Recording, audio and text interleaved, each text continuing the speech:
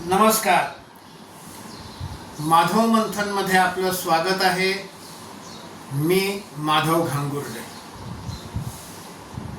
परवा संध्याकाळी पहलगाम इथे दहशतवादी हल्ला झाला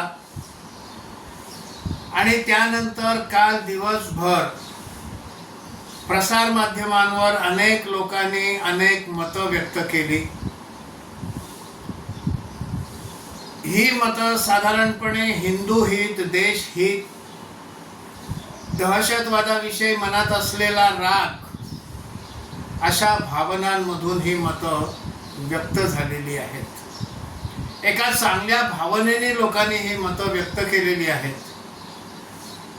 अशा विषयांवर आपला समाज ही जागृती दाखवतो, ही त्यातल्या त्यात समाधानाची बाब आहे. पण त्यामध्ये पुन्हा पुन्हा एक मत व्यक्त केलं आणि ते म्हणजे काश्मीरवर बहिष्कार टाका, त्यांना धडा शिकवा, तिकडे पर्यटनासाठी जाऊ नका म्हणजे त्यांचे डोळे उघडतील वगैरे वगैरे. हे मत देखील एका चांगल्या भावनेनं लिहिलेलं आहे, हे मला मान्य आहे. पण हे मत मला मान्य नाही. काश्मीरवर बहिष्कार टाकणं योग्य होणार नाही, हे माझं मत आहे. आणि माझं हे जे मत आहे हे अनुभव सिद्ध विचारातून आलेलं आहे, अनुभवातून सिद्ध झालेलं हे मत आहे. त्याच्या आधारावर हे माझं मत हे तयार झालेलं आहे. हे लिहिणाऱ्यांचं असं म्हणणं आहे की तिकडच्याच लोकांनी यांना आश्रय दिला. हे खरंही आहे, पण तिकडच्याही लोकांचं दहशतवादाला पाठिंबा नाही. हे जे मी सांगतोय हे माझं मत अनुभव सिद्ध आहे. आसाममध्ये 80च्या 90च्या दशकामध्ये उल्फाचा दहशतवाद चरम सीमेवर पोचला होता. क्लायमॅक्सवर पोचला होता. 1990 साली संघाच्या योजनेतनं मला आसाममध्ये प्रचारक म्हणून नियुक्ती झाली. त्या ठिकाणी नलबारी जिल्ह्याचा जिल्हा प्रचारक म्हणून मला जबाबदारी मिळाली. आणि मग त्या जिल्ह्यामध्ये खेडोपाडी मी भ्रमण केलाय, लोकांच्या घरी राहिलेलो आहे, लोकांना भेटलेलो आहे. आणि त्या लोकांनी ज्या भावना व्यक्त केल्या त्यातून माझं हे मत निर्माण झालेलं आहे.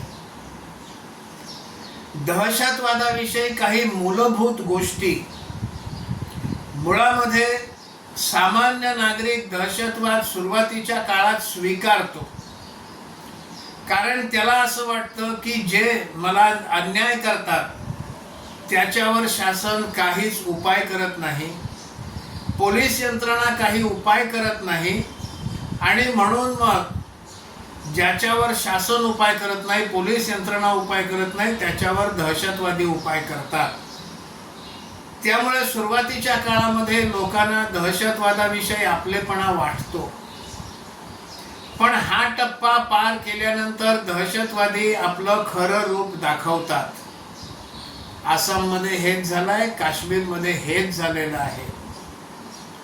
सुरुवातीला जेव्हा काश्मीरी पंडितांच्या विरोधात दहशतवाद आला तेव्हा लोकांना बरं वाटलं, चला हिंदू इकडनं गेले वगैरे,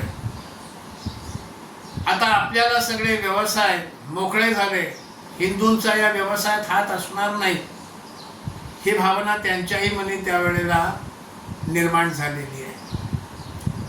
पण दहशतवादी जेव्हा आपला खरा चेहरा दाखवतात तेव्हा मग हळूहळू लोक या दहशतवादाचं समर्थन जे केलं त्याबद्दल त्यांच्या मनामध्ये पछतावा निर्माण होतो.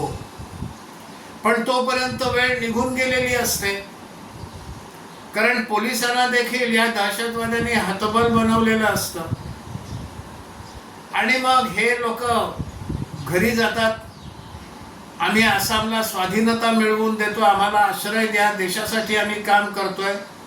पण हळूहळू याचा जाच व्हायला लागतो. कारण मग ते केवळ आश्रय घेण्यापर्यंत थांबत नाहीत.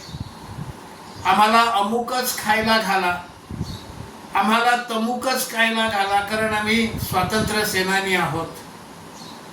मग आमच्यासाठी दारूची व्यवस्था करा. मग हळूहळू हे दहशतवादी तरुण असल्यामुळे घरातल्या मुलींवर, लेकी बाळींवर यांची नजर पडायला लागते आणि मग लोकांना त्या दहशतवादाचा खरा चेहरा, खरी ओळख ही पटायला लागते. पण तोपर्यंत उशीर झालेला असतो. आणि मग अशा परिस्थितीत जेव्हा मी खेडोपाडी फिरलेलो आहे, अनेक वेळेला माझ्यावरही अनेक प्रसंग आलेले आहेत. एक दोन प्रसंगाविषयी तर म्हणता येईल की काळ आला होता पण वेळ आली नव्हती. ईश्वराची कृपा होती म्हणून आज हा व्हिडिओ करायला इथे उपस्थित आहे. पण लोक हे बोलून दाखवायला लागले की दहशतवादामुळे इकडचे उद्योगधंदे बंद झाले, ते बाहेर गेले आसामच्या, कोणी कलकत्त्याला गेलं, कोणी पाटण्याला गेलं, कोणी दिल्ली मुंबईला गेले आपला व्यवसाय घेऊन. मग इकडचे व्यवसाय बंद झाल्यामुळे आमच्या तरुणांना नोकऱ्या नाहीत. हे दुःख लोकांना ते परिस्थितीत जाणवायला लागले. हा यांचा जाच कधी संपणार आहे, हे सगळं कधी बंद होणार आहे, ह्या लोकांच्या भावना त्यांच्याशी संभाषण करताना मला ऐकायला मिळालेल्या आहेत. त्याही वेळेला अनेक लोक असं सुरुवातीला म्हणालेले आहेत की हेच त्यांना आश्रय देतात, पण तो आश्रय हा बंदुकीच्या भीतीपोटी हा दिलेला असतो, मनापासून दिलेला नसतो. ही स्थिती काश्मीरची आहे. सुरुवातीला त्यांना बरं वाटलं की आपल्याला हे काश्मीर स्वतंत्र करून मिळणार, हमको चाहिए आजादी, ही आजादी मिळणार. पण मग हळूहळू हा दहशतवाद्यांचा जाच हा व्हायला लागला. हळूहळू लक्षात यायला लागलं की इथे आता पर्यटक येत नाहीत, इकडचे उद्योगधंदे चालत नाहीत. या 370 मुळे केंद्राच्या अनेक कल्याणकारी योजना आमच्यापर्यंत येतच नाहीत. हे लोकांना हळूहळू हळू जाणवायला लागलं आणि हा दहशतवाद केव्हा एकदा संपतो आणि आम्हाला आमचं सामान्य आयुष्य केव्हा जगता येईल याची वाट ही तिकडची ही जनता पाहायला लागली. आणि मग 370वा कलम रद्द झालं, सैन्याला मोकळीक देण्यात आली आणि हळूहळू हळूहळू काश्मीर मधला दहशतवाद संपल्याची स्थिती निर्माण झाली. नाही दहशतवाद काश्मीरमध्ये, पर्यटकांच्या मनामध्ये देखील एक विश्वास निर्माण झाला. लोक पुन्हा काश्मीरमध्ये पर्यटनासाठी जाऊ लागले. काश्मीरी पंडित जे इतकी वर्ष निर्वासित म्हणून जम्मूमध्ये, दिल्लीमध्ये, देशाच्या अन्य भागांमध्ये राहत होते, ते परत काश्मीरला परतायला लागले. अलीकडे शारदा मंदिराचं पुनरुद्धार हा तिथे सुरू झालेला आहे. लोक तिथे जायला लागले. लाल चौकामध्ये मुक्तपणे तिरंगा हा फडकायला लागला. रामनवमीचा कार्यक्रम मुक्तपणे व्हायला लागला देशभरामध्ये. 22 जानेवारी 2024ला जेव्हा राम मंदिराची प्रतिष्ठापना झाली तेव्हा लाल चौकामध्ये देखील लोकांनी त्याचा आनंद मुक्तपणे साजरा केला. वातावरण मोकळं झालं आणि त्यामुळे मग काश्मीरमध्ये पर्यटकही जायला लागले. काश्मीरचा शेतकरी, मग तो सफरचंदाचा बागायतदार असो, तो केसर उगवणारा शेतकरी असो, ह्याचं सफरचंद, त्याचं केसर हे भारतातल्या बाजारात मोकळेपणानं येऊ लागलं. तो आनंदला, सुखावला. दहशतवाद गेल्याबद्दल तो सुखावला. आपल्याला आता बरे आले दिवस. काश्मीर मधला माल, मग तो सफरचंद असो, केसर असो, अक्रोड असो, याचा आता आम्ही व्यापार करू शकतो. आम्हाला 4 पैसे आमच्या गाठीला येतात. यामुळे तो सुखावला. पर्यटनामुळे तो सुखावला. कारण पर्यटन हा असा एक व्यवसाय आहे की ज्यामुळे अन्य व्यवसाय देखील हे फळायला लागतात, फुलायला लागतात. एखादं पर्यटन केंद्र उभं राहिलं की मग त्या ठिकाणचे हॉटेल्स, त्या ठिकाणचे टॅक्सीवाले, त्या ठिकाणचे स्थानिक कलाकार यांच्या वस्तूंची विक्री होते. छोट्या मोठ्या खानावळी, अगदी चहाची टपरी सुद्धा, या सगळ्यांचा व्यवसाय हा पर्यटनातून उदयाला येतो, प्रगती व्हायला लागते. तेही सुरू झालं आणि त्यामुळेच हा हल्ला झालेला आहे. आणि आता तर हा हल्ला झाल्यामुळे भीतीपोटी पुढची काही वर्ष पर्यटक काश्मीरला जाणार नाहीत, हे तर डोळ्यासमोर स्पष्ट आहे. त्यासाठी बहिष्काराची पण गरज नाही, लोकच जाणार नाहीत, पण भीतीपोटी जाणार नाहीत. भीतीपोटी न जाणं आणि बहिष्कार म्हणून न जाणं याच्यामध्ये फरक आहे. एखाद्याला जर भीतीपोटी जायचं नसेल, नाही जाणार. त्याला कोणी जबरदस्ती पण करू शकत नाही, करू पण नाही.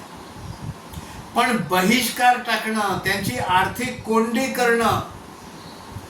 एकाची तर पोस्ट होती की याला पोटावर मारा म्हणजे समजेल. इथे एक फरक लक्षात घेतला पाहिजे. काश्मीर हा आपल्या देशाचंच एक राज्य आहे. जम्मू काश्मीर आपल्याच देशाच्या एका राज्याची कोंडी करणं, आर्थिक कोंडी करणं हे योग्य आहे का? पाकिस्तानची आर्थिक कोंडी करणं हा वेगळा भाग आहे. पाकिस्तान सोबत असलेला पाण्याचा करार रद्द करून पाकिस्तान मधलं पाणी बंद करणं हा वेगळा भाग आहे. पाकिस्तानला तो धडा शिकवलाच पाहिजे. पण काश्मीर हा आपल्या देशाचाच एक भाग आहे. आपल्या देशाच्या एका राज्याची कोंडी करणं हे योग्य नाही. दहशतवाद संपवता येईल. कुठलीही कोंडी न करता गेल्या 5-6 वर्षामध्ये एक एक करत दहशतवाद संपवला गेला. हे पुन्हा आलाय वर. आज तिथे उमर अब्दुल्ला आणि हा अब्दुल्ला परिवार हा शेख अब्दुल्ला असल्यापासून फुटीर प्रवृत्तीचा आहे. पण हे त्यातून झालेलं आहे. त्यामुळे ते गेलेलं आपल्याला मिळवायचे. आपल्या देशाचे भाग आपल्यापासून वेगळे नाही करायचे. काल मी एकाशी बोलत होतो तेव्हा लगेच म्हणला, जाऊ द्या काश्मीर, त्यांना जर राहायचं नाही आपल्यासोबत तर कशाला ठेवायचं. मग आज काश्मीर जाऊन द्या, उद्या मुर्शिदाबाद जाऊन द्या, परवा आसाम मधले मुस्लिम बहुल इलाके जाऊन द्या, मग आणखीन कुठलं तरी मालेगाव जाऊन द्या, मग भिवंडी जाऊन द्या. देशाचे भाग छोटे करायचे नसतात. देशाचा भूभाग वाढवायचा असतो आणि तो सांभाळायची ताकद समाजात निर्माण करायची असते, शासनात निर्माण करायची असते. एकाने म्हटलं नेतन्याहू असता तर त्यांनी लगेच कारवाई केली असती. बरोबर आहे, मान्य आहे मला. पण नेतन्याहूच्या पाठीशी उभा असलेला यहुदी समाज, याच्या मनातलं स्पिरिट हे आपल्या हिंदू समाजामध्ये अजून यायचं आहे. तिकडचा यहुदी सगळ्या प्रकारचे मेहनत करायला, कष्ट सोसायला तयार असतो. आपल्या हिंदू समाजामध्ये एक मोठा भाग असा आहे की जो करत काहीच नाही, नुसतेच प्रश्न विचारतो. हा भाग वेगळा, पण बहिष्कार वगैरे योग्य आहे असं वाटत नाही. हा जो सामान्य माणूस दहशतवाद्यांना आश्रय देतो, ही जी भावना आहे, हे आश्रय बंदुकीच्या भीतीमुळे देतो.